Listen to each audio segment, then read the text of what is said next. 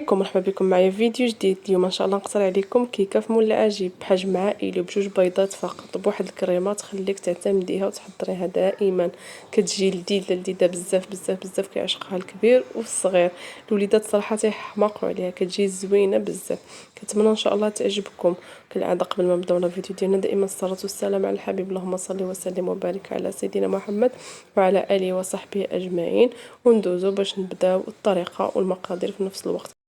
بالنسبه للمقادير اللي غادي نحتاجو، كنجيب اناء وغادي ندير جوج ديال البيضات. البيضات البنات ما يكونوش في الثلاجه. وعندي نص كاس ديال السكر سنيده. الحلاوه دائما كتبقى حسب الذوق، يمكن لكم تزيدوا السكر، ولكن هاد نص كاس صراحه كتجي هي هذيك على حساب فيها الشكلاط فيها الكريمه. صافي كيجي المذاق هو هذاك نص كاس راه هو كافي.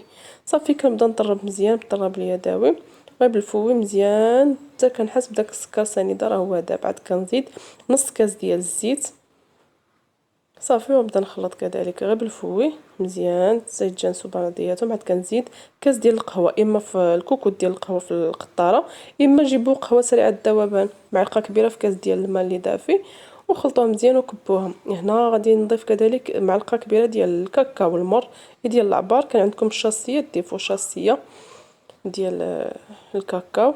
صافي هنا كذلك سنخلطو مزيان باش يتجانس مع المكونات كاملين. وهنا غادي نبدا نضيف الدقيق غنحتاج البنات جوج كيسان. هنا ضفت الكاس الاول وغندير جوج خمارات حمر اللي كيوزنوا 8 غرام الوحده، بجوج بيهم 16 غرام.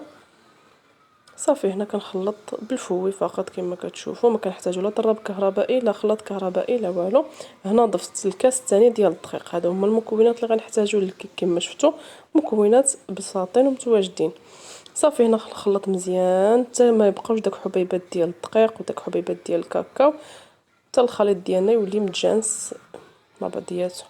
صافي هنايا الخليط ديالنا واجد. غنجيب معلقه ديال الخل نضيفها للخليط ديالي، صراحه كتعطينا واحد الخفه للكيك اللي زوينه بزاف. ونبدا نخلط مزيان مزيان صافي. وكما كتعرفوا الكيك دائما كنقول لكم كتكتبوا رقم 8 بدون ما تقطع معكم العجين. صافي الخليط ديالنا تيكون هو هذاك. هنا هذا الكيك هذا انا عطيتكم الضبط، يعني الدقيق بالضبط شحال غادي ديروا فيه.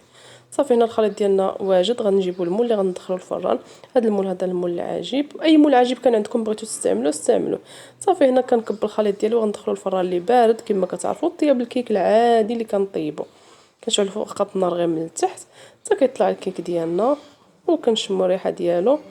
كنخشوا فيه شي سكين ولا شي كيرطو. صافي كنشوفوا راه واجد كنخرجوه.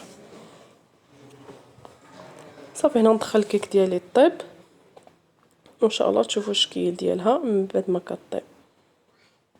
صافي هنا ديال الكيكه ديالي هنا راه طابت وخليتها بردات صافي بسهوله كتحيد معنا من المول. درتها في صحن ديال التقديم ونخليها جانبا. كما كتشوفوا هنا راه هشيشه صراحه كتجي رطبه. هنا خليتها جانبا ودرت باش نحضر الكريمه اللي غادي نحتاج لها جوج كيسان ديال الحليب.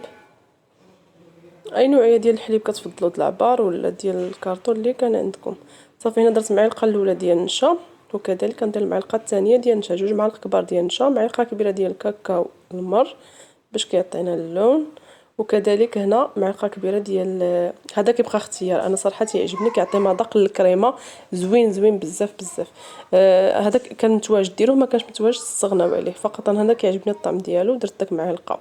والسكر غندير 4 ديال المعالق كبار ديال السكر. صافي هنا هادو هما المكونات اللي غنحتاجو للكريمه. غنخلطها مزيان في الحليب وهو بارد المكونات كاملين حتى يذوبوا. وغادي نضيفها فوق النار، نار اللي مهيله مع استمرار في التحريك حتى تعقد لينا. المهم طريقه الكريمه جد سهله. صافي كنخلط الكل كما قلت لكم الكل في الحليب بارد ونضيفها فوق النار. النار كما قلت لكم مهيله مع استمرار في التحريك تتعقد لينا الكريمه. من بعد ما كتعقد الكريمه كما شفتوا هي سخونه حيدتها من فوق النار. وغادي نضيف لها واحد معلقه كبيره ديال الشوكولا ديال الدهن. هذه كان بغيتو ما كانتش متواجده ديروا 6 ديال القطع هكا ديال الشوكولاط، الشوكولاط مربع. صافي وكنخلط الكل مزيان وكنجيب الكيكه ديالي صافي وكنكب الخليط. كريمه صراحه كيجي مذاقها زوين بزاف بزاف. انا البنات غلطت ما عرفتش كيوقع ليا، قديت الكريمه بالمعلقه ما عرفتش. المهم هي خصكم غير هكا بالمول، يعني شحال مره حضرتها معكم ما كنقادلاش الوجه ديالها بالمعلقه، يعني غير هكا المول كنبقى نبرك ولا كنضغط لتحت حتى كيسيح وكيجي الوجه ديالها يعني ملاس. هنا ما كيوقع لي ما عرفتش. ومن هنا تزين زينت بالشوكولا الدهن، ذوبتها ودرت داك الخطوط في الجوانب كما شفتوا، ودرت داك حبيبات ديال الكوكيز. هنا راه حطيت التليفون سحبني كنصور وبديت في التزيين. حتى من جيت نجيب الشكلاط البيض باش نكمل التزيين وانا كيبان لي التليفون راه طافي واقف، عاد وليت صورت معكم. المهم كما شفتوا درت داك الشوكولا في الجناب، درت حبيبات ديال الكوكيز ودرت الشوكولاته البيضاء اللي حكيتها وزينت بها الجوانب ديال الكيك شوكولاته بيضاء. المهم الزين دائما كيبقى اختياري.